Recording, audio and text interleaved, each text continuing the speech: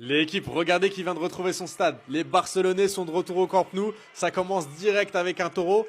2 ans que les supporters n'avaient pas pu assister à un entraînement dans l'enceinte du stade. Incroyable, je crois que cette fois-ci, ça sent bon. Ils vont le récupérer pour de vrai et vont enfin pouvoir jouer dedans. Franchement, ça a l'air bien réel. Après toutes ces années de galère, les Barcelonais vont enfin pouvoir rejouer dans leur stade. On voit les travaux juste derrière qui sont bientôt terminés. Les supporters qui remplissent les tribunes. Là, franchement, il n'y a plus qu'à. Ça y est, tout est prêt. L'affichage. C'est là que tu te rends compte qu'en fait, depuis le début, les dirigeants barcelonais savaient ce qu'ils étaient en train de faire. Il fallait attendre ce genre de moment pour être sûr que c'est officiel. Voilà, avec les joueurs qui viennent, qui se présentent aux supporters, tout le monde est en train d'applaudir, l'éclairage qui est en train de fonctionner, l'hymne du Barça. C'est un jour de fête en fait. Vraiment, réellement, hein. On n'est pas en train de surjouer, c'est la réalité. Ça y est, c'est bon, c'est acté.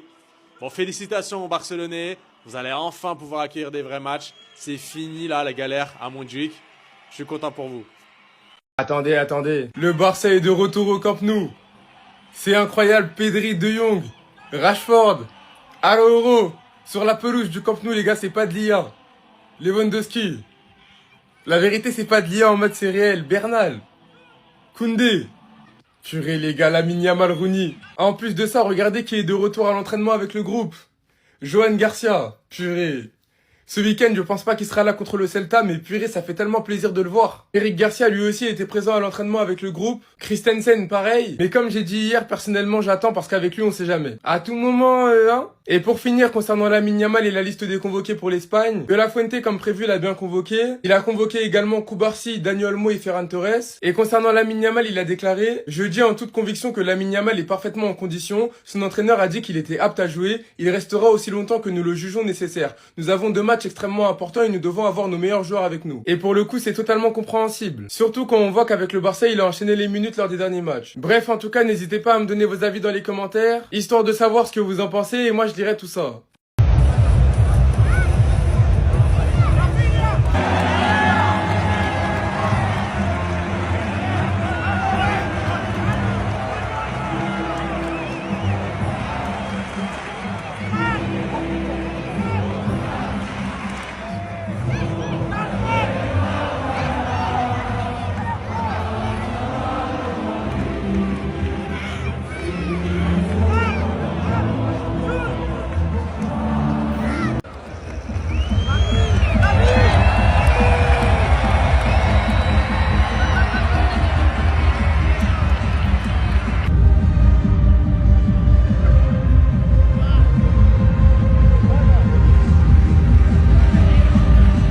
Le Barça s'entraîne aujourd'hui au Camp Nou, il a été ouvert au grand public, il y a plus de 18 000 supporters si je me trompe pas. On va pas se mentir les gars, qu'il est magnifique. Il est pas terminé encore, mais franchement il est archi bon. On n'a qu'une hâte, c'est qu'il soit prêt. J'espère qu'il sera prêt contre Bilbao. On peut voir le couloir qui te ramène sur le terrain. Le terrain vu des gradins et je me dis qu'il est pas terminé, ça va être incroyable. Et on est censé retourner au Camp Nou lorsqu'on pourra être 40 000. Le Barça attend la phase 1B si je me trompe pas. Présentation des shots pour les meilleurs classiques de Christensen et Romeo. Si t'aimerais te faire du cash et avoir la chance d'aller voir un match au Camp Nou grâce au réseau, j'ai ce qu'il te faut. Shortfy.io, un outil qui te permet de créer des vidéos 100% originales. Tu peux choisir l'histoire, la langue pour le pays visé, le choix du texte, le choix de la voix off qui va avec la vidéo. Vidéo que tu peux d'ailleurs choisir pour capter l'attention. Mais les gars, il n'y a pas de secret, il faut de la patience et de la régularité. Retour du Camp Nou, enfin. Le retour du Barça au Camp Nou. Ah, ça fait plaisir. Avec l'hymne aussi du Barça. Il y a tout le monde. Juan Garcia. Tout le monde est là, les gars. De Jong, Rashford. Là, ça fait plaisir. Les gars, c'est pas un montage, c'est pas une IA. Le Barça est de retour au Camp Nou. Cette session d'entraînement après je ne sais combien d'années, plus de 17 000 supporters présents aujourd'hui, c'est incroyable. Pour vous, potentiellement le retour d'Eric Garcia pour le match. Avec son masque, vous voyez, il a le nez cassé, mais il était à l'entraînement, donc ça présage que du bon. Et le retour de Juan Garcia aussi à l'entraînement, les gars, ça fait plaisir. Là, on a besoin de lui, parce que Tex, c'est plus possible, les gars. Il n'a pas ce sens d'anticipation. Juan Garcia, c'est moins de buts depuis qu'il est là. Chesney, c'est un gardien de remplacement. Il n'est pas là pour être titulaire sur le long terme. Je vous laisse sur cette belle photo, ça fait plaisir. Maintenant, le stade n'est pas terminé, comme vous le voyez, encore des travaux. En espérant que ça se termine vite, il y a des échéances, bientôt en Champions, Bilbao, etc.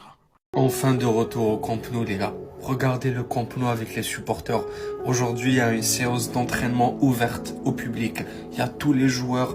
Regardez les gars, enfin le Camp Nou. Et regardez le Camp Nou avant l'entrée des supporters. De bon matin, regardez les gars.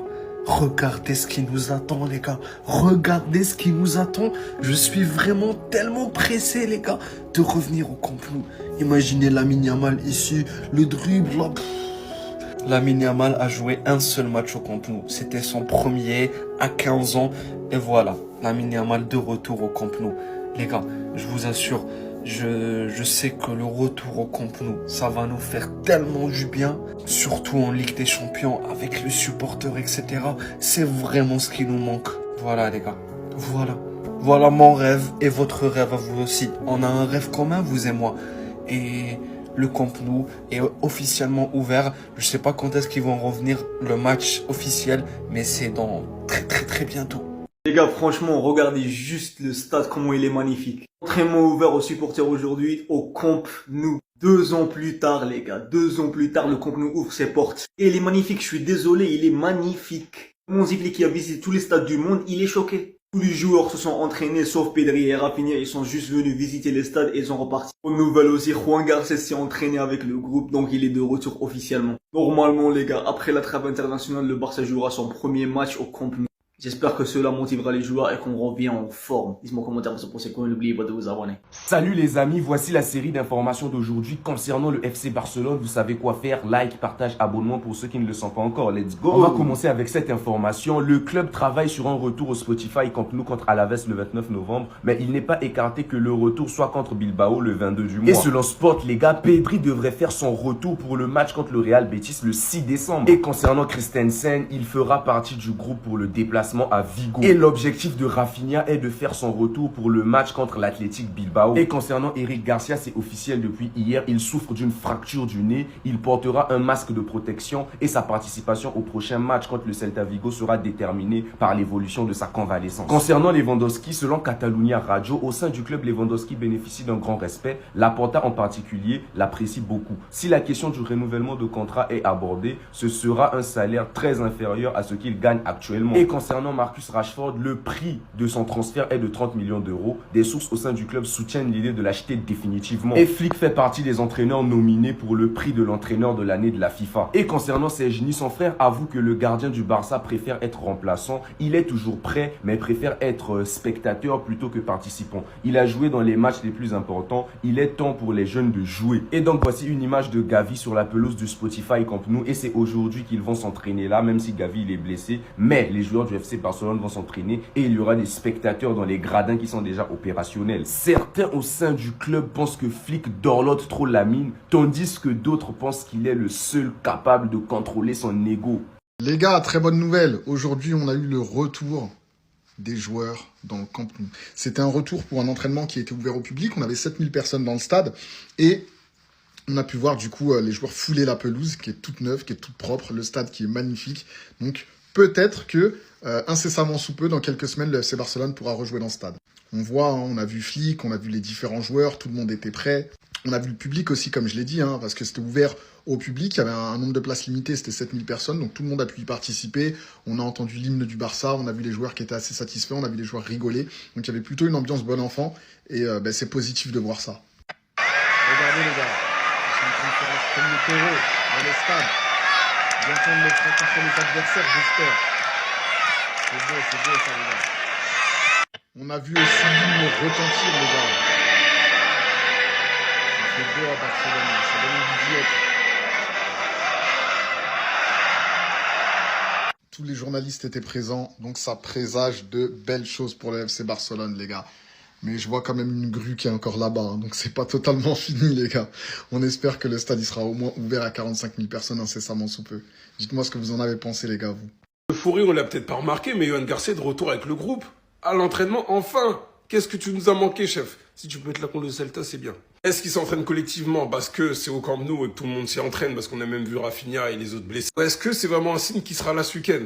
Parce que très franchement, s'il est là, Je pars un peu plus sereinement pour le match contre le Celta. Bon, après, il n'y a pas Gavi, mais bon, il y a eu une belle photo hier d'ailleurs au passage. Ah, parce qu'on va le rappeler, le contexte, voilà. On est à 5 points du Real Madrid. Tout autre résultat qu'une victoire va vraiment nous éloigner du titre. Parce qu'en Liga, je ne vois pas beaucoup d'équipes accrocher le Real. Et même à l'extérieur. Surtout que le Celta reste sur 5 victoires consécutives, chose que même, finalement, Manchester United n'arrive pas à faire. Wow. Bref, nous aussi, nous ne sommes pas trop en forme, voilà. Mais bon, c'est comme ça. Faut survivre. Moi, j'ai envie de vous dire, hein, on va dire ce qui ne va pas. Ce week-end, s'il y a des choses à dire. Mais bon, si on gagne même 1-0 et qu'on est pourrave, je prends quand même. Voilà. Là, des fois, il faut savoir être moche et gagner en même temps. Voilà.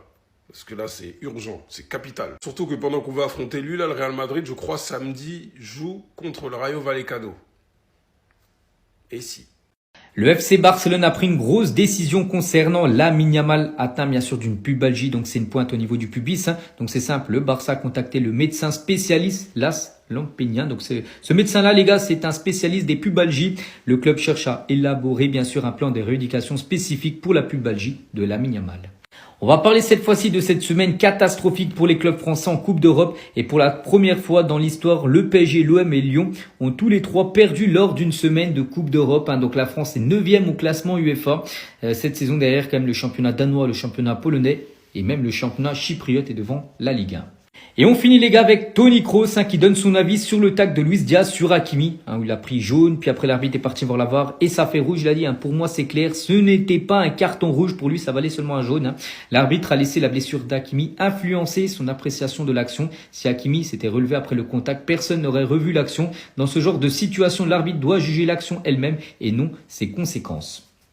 Bonne nouvelle les amis, Hansi Flick lâche enfin le piège du hors-jeu, ça y est c'est terminé, il va plus l'utiliser. Et bien sûr, je déconne, c'est absolument pas vrai, il n'a pas l'intention de le lâcher du tout, bien au contraire. Voyons d'abord ce qu'il a dit en conférence de presse, ensuite je vais vous donner moi mon point de vue, et je vais vous dire pourquoi pour moi il n'a pas totalement tort. Il a déclaré à la presse, pour nous c'est une question d'intensité lorsque nous sommes sans ballon. Surtout être attentif quand ils arrivent à générer des occasions avec seulement une ou deux touches, il ne s'agit pas de bien défendre seulement à la ligne défensive, c'est aussi le milieu de terrain. C'est ce que nous allons essayer d'analyser et d'améliorer. Et nous parviendrons sûrement à l'améliorer. Il a ajouté ensuite, on peut parler de tout changer, mais je ne suis pas un entraîneur qui change les choses comme ça. On veut jouer selon notre ADN et on ne veut pas défendre bas et gagner 1-0 en transition. 3 buts partout n'est pas le meilleur résultat, mais nous avons égalisé après chaque but et c'est un point positif. Après, la première chose à faire dans ce genre de déclaration-là, c'est de prendre les choses avec des pincettes et surtout lire entre les lignes. Parce que quand on l'entend dire qu'on a joué avec notre ADN et qu'il faut rester fidèle à tout ça, eh bien les choses se seraient beaucoup mieux passées que ça si c'était vrai. L'ADN que lui prône, et c'est surtout celui du Barça en soi, c'est de presser haut, c'est de toujours garder le ballon, c'est d'avoir un pressing constant pour gêner l'adversaire et pouvoir rester dans son bloc. Aujourd'hui, c'est absolument pas le cas. Le pressing est bien fait par moment, mais la plupart du temps, il est mal fait. Et les conséquences de tout ça, on va pas y revenir 300 milliards de fois, c'est que la ligne défensive, elle est débordée. Autre chose qu'il faut prendre en compte également, c'est qu'il n'y a pas eu de préparation physique cet été. L'équipe est complètement à la ramasse physiquement. La bonne nouvelle, c'est qu'ils auront mis énormément d'intensité dans leur entraînement. Reste à savoir quand est-ce que ça va porter ses fruits. La deuxième chose, et qui n'est pas les moindres selon moi, c'est les absences. On a beau le rabâcher encore et encore, il y a des absents au Barça, il y a des blessés. Et c'est pas tant le nombre d'absents qui fait mal, mais plus la qualité. Le fait est que depuis le début de la saison, on a rarement eu tous nos cadres disponibles. Sur ce match, c'est Johan Garcia qui était pas là, Pedri et Rafinha. C'est le gardien qu'on attendait depuis tant d'années. Le milieu de terrain qui est totalement indispensable à l'équipe, c'est l'âme de l'équipe.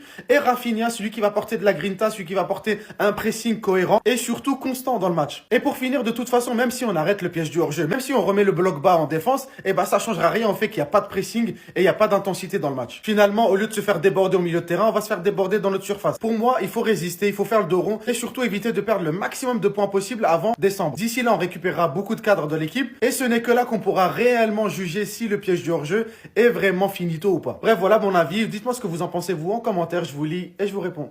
Encore un nouveau blessé du côté du FC Barcelone, les amis. Là, ça devient de la sorcellerie. Avant ça, j'aimerais qu'on se réunisse pour demander à Lionel Messi de nous rendre Rodrigo. Oui, parce que depuis ce jour-là, on a perdu Rodrigo, c'est plus le même. Depuis qu'il a fait l'erreur de manquer de respect à Lionel Messi, c'est 90 matchs joués, seulement 2 buts marqués et 3 passes décisives. Et lors des 27 derniers matchs, il est tout simplement à 0 but marqué. Est-ce que vous trouvez ça normal? J'ai comme l'impression que le gars a perdu toute motivation de jouer au football au Real Madrid. Et j'ai même peur que le mercato qui arrive là, il se barre du Real Madrid parce que là, c'est plus possible. C'est soit on lui trouve une raison pour qu'il se remotive, ou soit il change change de club comme ça, au moins il part s'épanouir ailleurs. Parce que si Xabi Alonso est là pour durer, on sera forcément obligé de se séparer de soit Rodrigo ou Vinicius. Il y aura forcément l'un des deux qui va se barrer. On vient du côté du FC Barcelone les amis, comme vous pouvez le voir, ils sont là les 7 derniers matchs du club. Seulement 3 victoires lors des 7 derniers matchs, un match nul et 3 défaites. Et dans les 3 défaites, il y a aussi le Real Madrid, juste pour rappel, au cas où. Malgré les rivalités, on est quand même conscient que les blessures ont eu un énorme impact sur eux. Heureusement qu'il y en a quelques-uns qui reviennent petit à petit. Robert Lewandowski revient doucement. Juan Garcia le gardien, il y a Rafinha aussi qui va venir dans pas longtemps. Et concernant Pedri, il y a le Mediasport qui nous informe que Pedri devrait faire son retour pour le match contre le Real Betis le 6 décembre. C'est dans longtemps. Malheureusement les amis, les blessures vont pas s'arrêter là. Comme vous avez pu le constater hier, Eric Garcia est sorti en sang. Il y a eu un gros contact avec un joueur de Bruges qui lui a cassé son nez. Ça a même été confirmé ce matin, il a bel et bien le nez cassé. Et on nous dit qu'il devrait manquer le déplacement au Celta Vigo ce week-end. Et au moment où je vous parle, Hansi Flick ne peut compter que sur 2 défenseurs centraux désormais. Ronald Araujo et Cubarsí, c'est tout. Heureusement qu'il y a Christensen et Gérard Martin qui peuvent toujours dépanner.